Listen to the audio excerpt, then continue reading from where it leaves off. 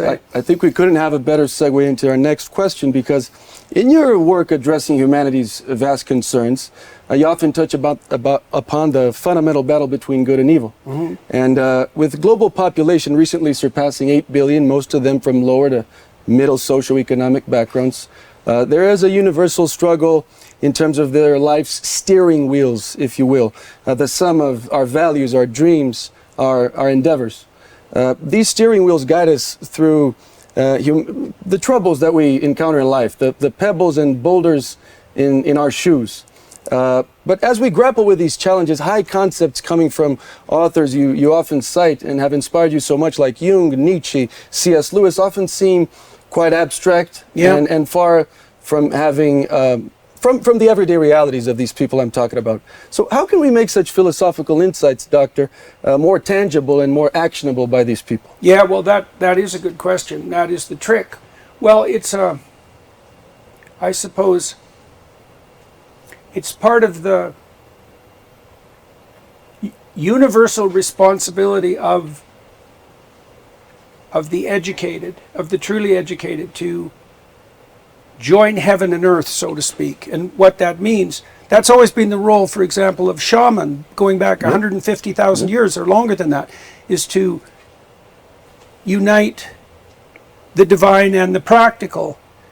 The idea, the Jack and the Beanstalk story is an illustration of that, for example, of the construction of this tree, the tree of life, that unites the realm of abstraction, the heavenly realm, with the practical and the concrete. You see this as well in the story of Christ. That's where it's most clearly delineated. So there's an insistence in Christianity that what Christ represents, so that's the Logos, is the creative force that existed at the beginning of time and that is constantly operating. Mm-hmm. So you could think about that as the force akin to consciousness that confronts the potential of the world and that generates the order that is good or very good. That's the portrayal in Genesis 1. That's the image of man as well. And so that's what we're called upon to do. That's the divine Logos, that's the Alpha and the Omega. It's there at the beginning, it operates now, and it's there indefinitely into the future. It characterizes the structure of reality itself. Mm-hmm. The idea of the incarnation of the Word is the union of that with a very specific time and place. So there's a mystery. It's quite well portrayed in a famous movie in the 1970s called Jesus Christ Superstar, where the figure of Judas sings a song about Christ and asks what possible purpose God might have in bringing the hypothetical Savior of the world into embodied form in Nazareth, of all places, this misbegotten town, famous for nothing, in the middle of the desert, essentially, in a time where there's no mass communication. Why then? And the answer is something like, well, it doesn't matter when or where, because the Logos is something that's incarnated in everyone, and everyone, like Christ, in some ways stands at the center of the world. So the Savior, in principle, is born as in a lowly form in the manger, right, among the animals, as in as unprivileged a condition as you could possibly imagine, threatened with death, to a mother who at the moment is of dubious reputation in a family that has its structural problems, and yet matures and grows up to be the hero that redeems. That's the story of, in principle, of every individual.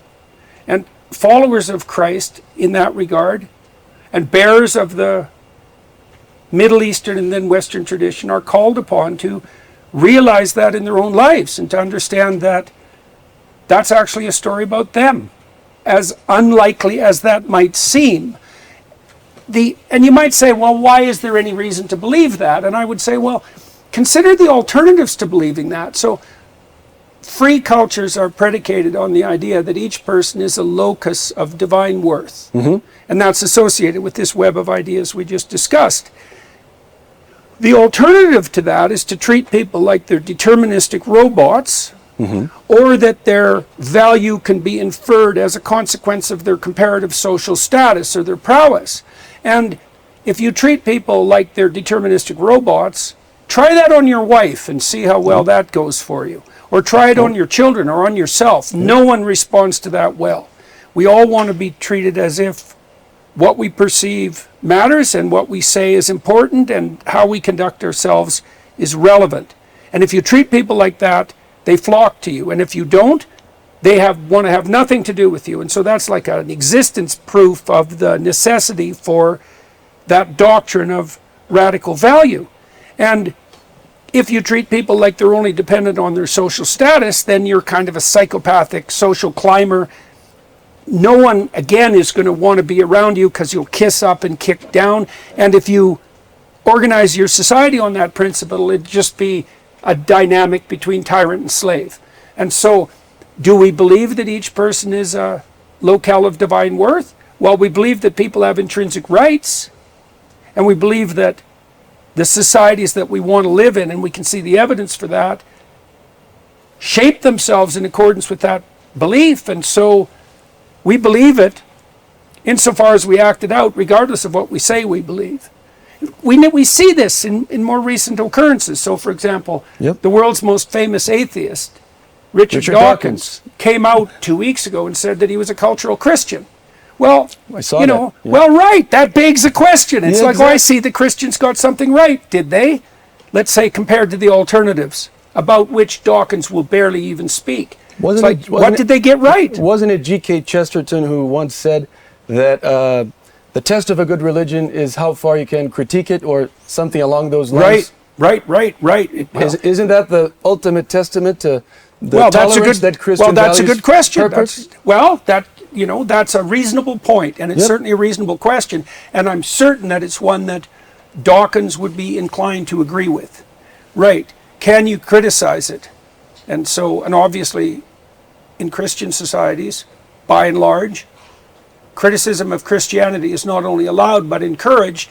There are exceptions to that, but if you compare the history, the track history of Christianity in that regard with the track history of virtually any other creed or ideology that you can possibly conceive of, it comes across quite nicely. Stands the test of time, right? By all appearances.